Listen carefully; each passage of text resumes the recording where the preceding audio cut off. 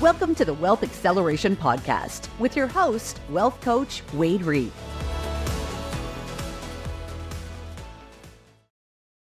Hey, what's up, Money Masters? It's Wade Reed here for another episode of the Wealth Acceleration Podcast. I'm so excited to share with you some incredible new thoughts that I've received from an event I just participated in called the Best Ever Conference. Guys, this is fresh stuff, and I love to share what I'm learning because I'm just like you. I'm in growth mode. I'm in sponge mode. I'm at a stage of my life where there's so many things I've learned, but then because of what I've learned, I've realized there's so many things I still don't know. And I'm like, I've got to figure this stuff out. And so my game right now is multifamily real estate and other third-party investments like oil and gas, mobile home parks, storage units, investing in ground-up development, investing in hotel conversions, investing in value-add multifamily that's already in existence. It's intended to be improved and create more value and thereby more cash flows. And so I'm just spending time at events. I'm getting to know people. I'm getting to know what's out there in terms of the people that do these particular things and the specialties behind them. This event was unexpected for me. Last Friday, I sat down with one of my new clients and we finished setting up their whole life insurance policy. So the past 4 episodes have been all about the family bank strategy. This client I met about 6 months ago, and life events had kept them from getting things done more quickly like they typically are. 2 to 3 months is about the regular time frame from the time we first meet to talk about their wealth strategy and particularly setting up their whole life insurance policy as the basis for their family bank. And at the closing of that conversation, she's like, hey, wait, I'm actually going to be in Salt Lake City this coming Sunday. And it was Friday. I'm like, well, what are you going to do here? And she said, well, I'm at this conference called the Best Ever Conference. So it's all about real estate investing. And my business partner is going to be pitching our business model, which is taking old hotels that aren't performing very well and turning them into multifamily real estate. So I'm like, tell me more about that. I don't quite get that piece of the puzzle yet. Why does that make such a big difference? And she's like, well, just come listen and I'll share more about it at the workshop. And so I arranged my schedule to be able to have Monday and Tuesday to go be at this event. And I had no idea what to expect. I thought it would be another teaching event, like a single person out there teaching about real estate, but it turned out it was a variety of people. And there was, of course, the hosts who are real estate developers, and they had guests come in who were limited partners who were talking about pitfalls of being a limited partner and what to look for in different aspects of deals so that you minimize pitfalls and reduce risk. There were those who were pitching their opportunities. They had a competition where 10 different opportunities were presented and judged by investors. And there was a commitment of $600,000, $100,000 from each of these 6 investors for the top of pick of those 10. So there was like real money on the line, real investors on the line. It was probably 2/3 people offering services and deals, and about 1/3 people who were looking for deals. And so really cool group of people to spend a couple of days with. I met about 8 to 10 people I will likely continue to have a relationship with. One happened to be local to me, which was cool. And many of them were outside of Utah. And so, I get to know the life stories of these people. I get to know what got them into their industry and how they've shifted from one career to another and how they're applying the principles that I teach that I haven't taught these people because it's the first time I'm meeting them, but I'm finding shared principles about how money is acquired and then the choice of what to do with the money in acquiring assets. So of course, employment is usually the first opportunity to create surplus cash, savings. And then once that savings is produced, what do we do with it? Where do we store it? And we've talked about that, about the family bank. A lot of the people I talked to had some sense. They'd heard about the term infinite banking, which is just another term for family banking. Some had actually put it into play and others hadn't because they misunderstood it. So I was able to clarify a few things for them. And in any case, the point I'm trying to make is that people can make a huge difference in your future. And I want to share a story specifically about a guy named David Osborne, a business leader. And I want to share a few things that really caught my attention because look, I've shared this in the past, but you become like the top 5 people you spend the most time with. And so if we're not real happy with our circumstances, if we see on the other side of the fence, there are people doing things that we want to be able to do, we have to go be with that type of person. We have to learn by osmosis. This is one of the principles he talked about in the early stage of his life at 26 years old, he was pretty much broke. And he's like, I've got to figure out something different. And one of the principles he brought up is go spend time with people that you want to become like and learn what their mindset is. Learn by osmosis. Just be around them. Listen to their language. Listen to the way that they deal with the circumstances of their life. Observe how they interact with people. And this is the role of a mentor. Sometimes they're virtual mentors, like a lot of mine on the bookshelves behind me, audiobooks. I have really strong mentorship relationships with people I've never actually physically met because I learned from their words in their books and their audiobooks, from seminars. I listen to somebody from stage and hear their stories and how they do things. I learn from the lessons they share about the problems they've had so that I can avoid those problems. That's osmosis. That's like learning just by observation, taking notes and seeing how you can apply it in your life, looking for insight, looking for ways you can improve the way you do things. That's one of the core agreements I make with my coaching clients is, look, you will have access to a lot of information, and that stuff's virtually free. You can get it, all that I know, from the books on my shelf. If you want to go read and study, it's going to take you about 10 years. Or you can listen for insight and how you can apply the things you may have already heard before in a new way. And that's where the value will come in our work. It's in the insights you seek, not the words I share, but the insights you're seeking by being open and seeking to understand things differently and to apply things differently. So that's how I approach any time I'm at events, is try to have that open mind to listen and hear things in a new way. And this is something I'd heard 100 times before, but it just caught my attention that this man who, once I got to know his story a little bit, became a franchise owner of Keller Williams and now has something like 5,000 agents under him in the different franchise locations across the country. And that puts him in the multi-millionaire status along with his other assets. And as he talked about this, he said, spend time with people you want to become like. Get the mindset of being in growth mode. Get the mindset of being in service. Get the mindset of being a problem solver. Get the mindset of being someone who creates value. Because when we are value creators, the law of reciprocity kicks in. When we're giving to other people in terms of the words we share, the solutions we provide, people can't not say, oh, well, how can I serve you back? And that might be an actual business transaction, or it might just be ideas. And in the past, I can't remember if I've shared this in one of my podcast episodes or not. It's just not coming to my mind, but there's this value equation that our mental capital, you can abbreviate that MC, mental capital. That's the things we know. It's the knowledge we have. It's the person we've become. It's the experiences that we've had. So our mental capital times our relationship capital, RC. The people that we know, the people that we want to serve, the people that would be benefited by the services and knowledge that we have, equals our financial capital. So MC times RC equals FC, financial capital. So if you guys are listening to this and you're like, man, I need more money. You really don't need more money. You need either more of the right relationships, or you need better ideas and solutions to give to the people you already know and the people in your database. So it's either an idea problem or a relationship problem in most cases. And that's what this event was all about, is connecting people with ideas with people who had money.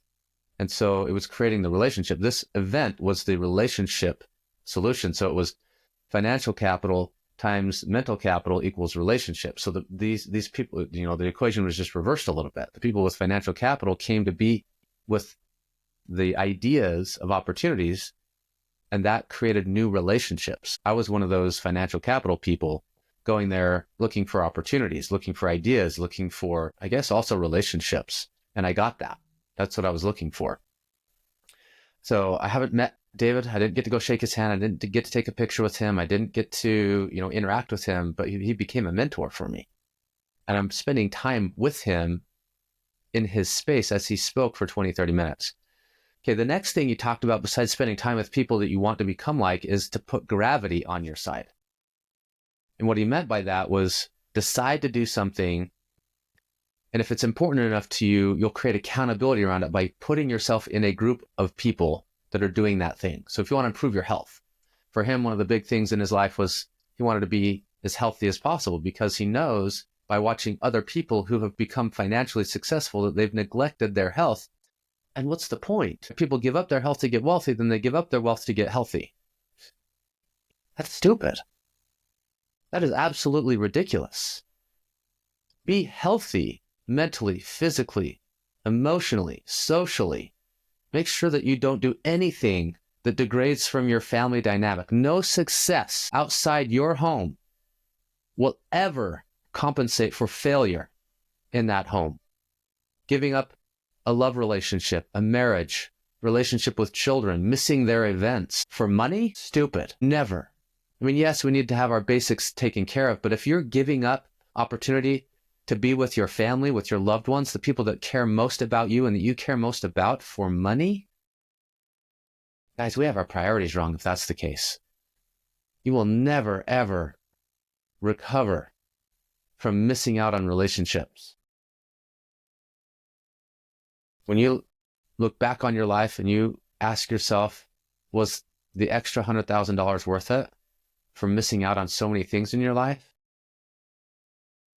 The answer will always be no. So be healthy. If you want to improve your relationships, spend time with people who are looking at improving their relationships. Go fraternize with them, go out to dinner with them, get into a coaching group, hire a mentor, hire a counselor, and go with your spouse to that counseling, and both of you become better. Learn how to communicate well. So he said, we have to put the gravity on our side. Gravity forces all of us to the ground. It's what allows us to do the things we do: walk, run, jump, hike, do cool stunts. Gravity keeps us grounded, and it's the law of gravity that allows us to create the structures that we all live within. So decide to do something and join a group to help you stay accountable to that.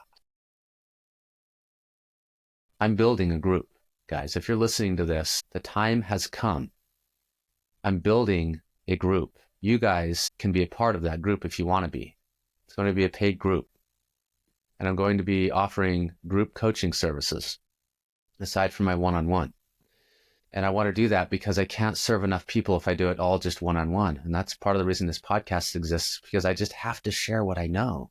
It's part of me taking the cup that's full and reducing it by sharing it, but in a recorded way so it can be found by anyone and it can be a part of my personal life legacy. And as I reduce my cup by sharing what I know, and now I have space again to learn new things. And it's been just joyful to be out learning some new things, particularly about the real estate world and a whole nother way of building wealth that expands upon what I already do.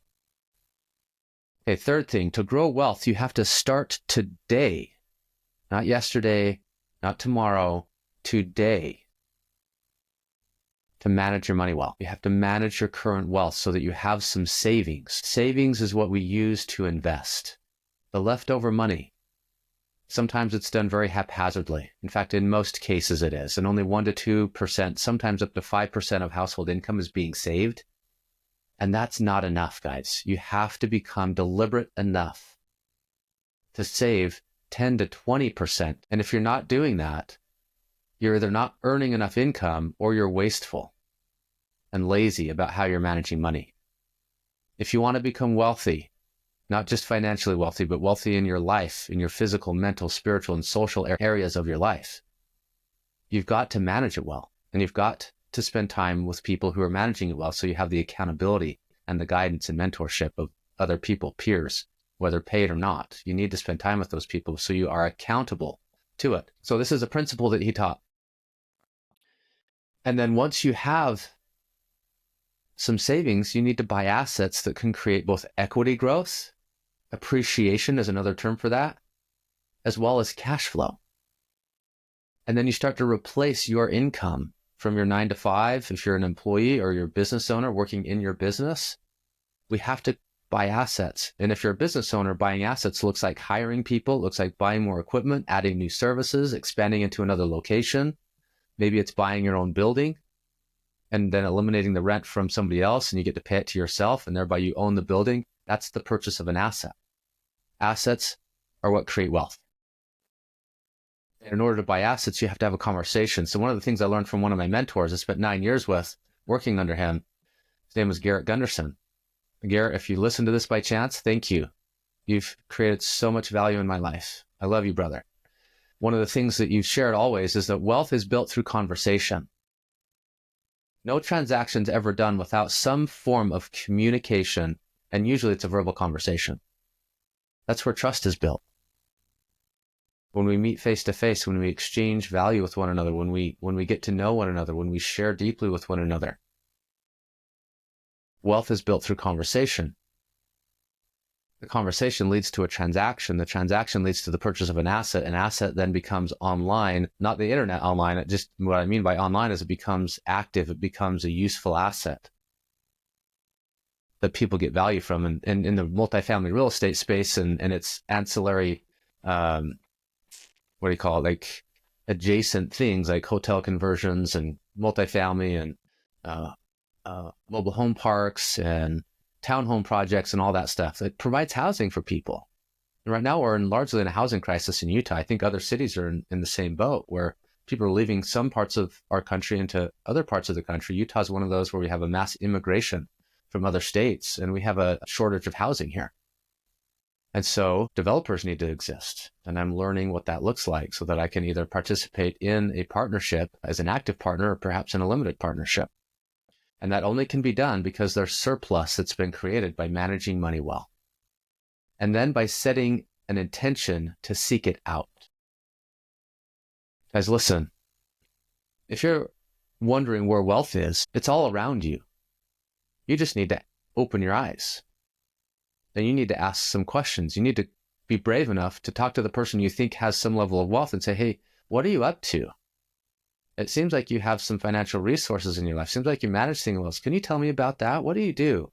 What are some interesting things that you found that help you build wealth and manage it well? What do you invest in? What is the business you're involved in? And learn from them. And then start to apply those things in your life. And he says this, one day this is David Osborne again.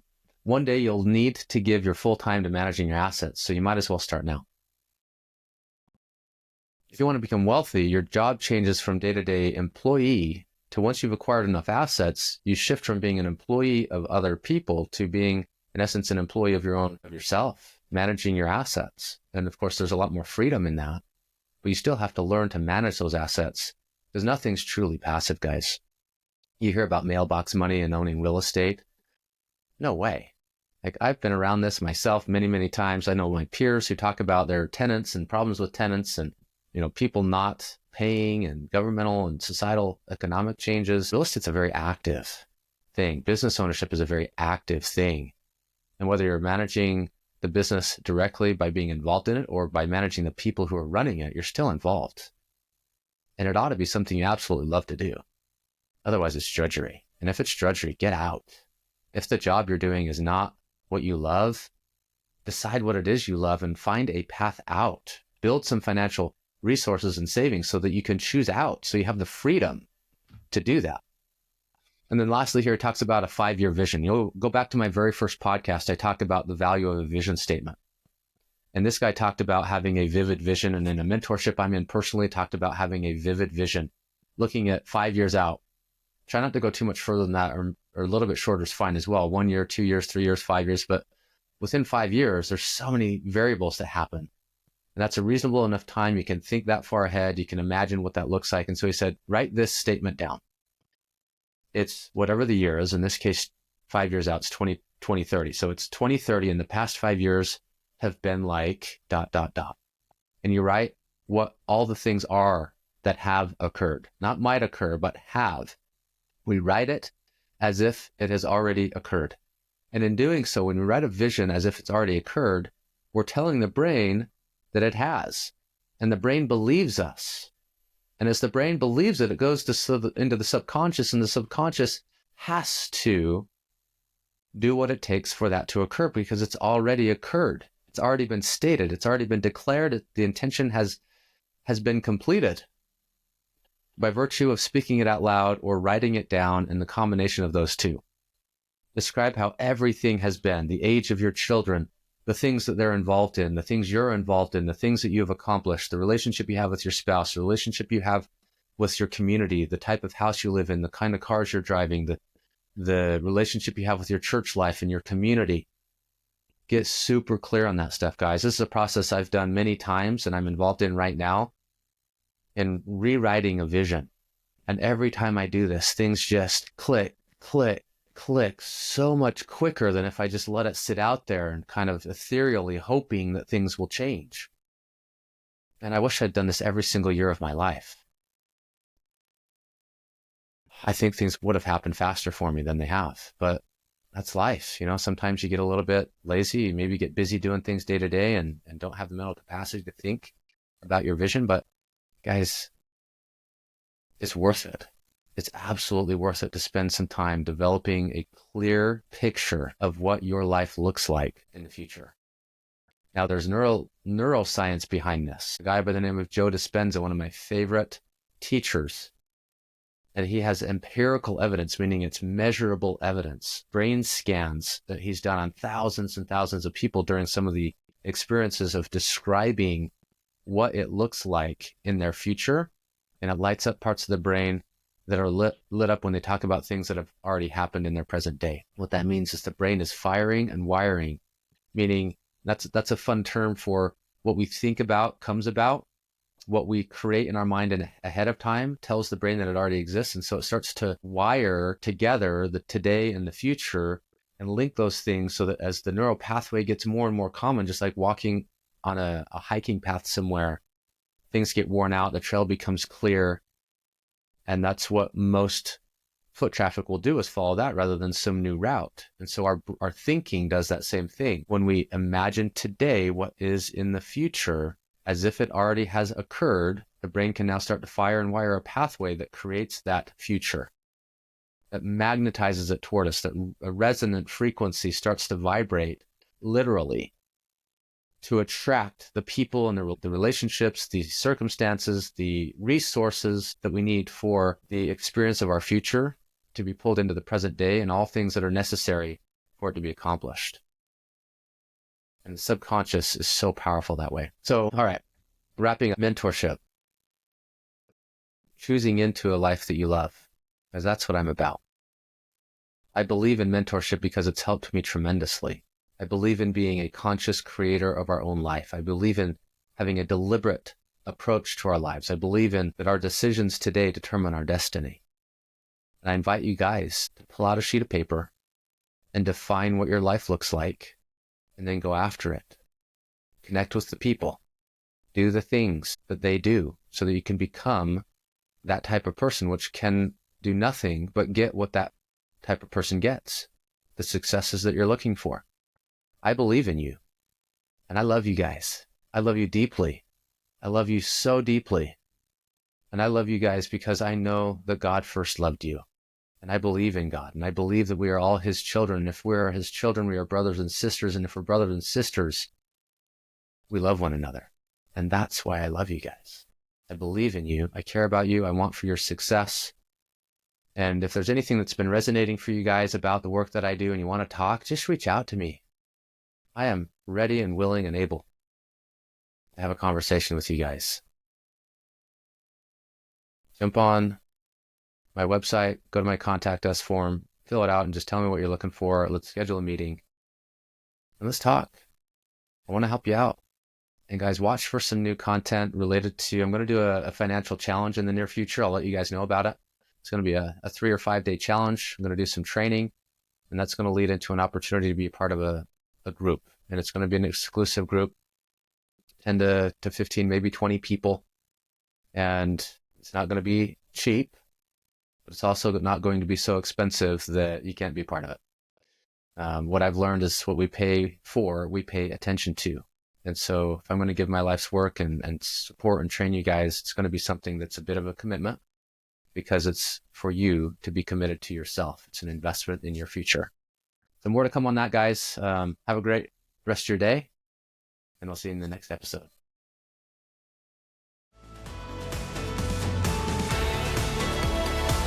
Thanks for tuning in to the Wealth Acceleration Podcast.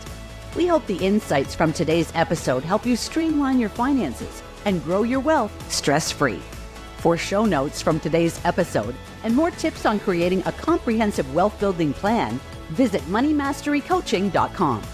Remember, financial freedom is attainable. Until next time, keep accelerating towards your goals. See you on the next episode.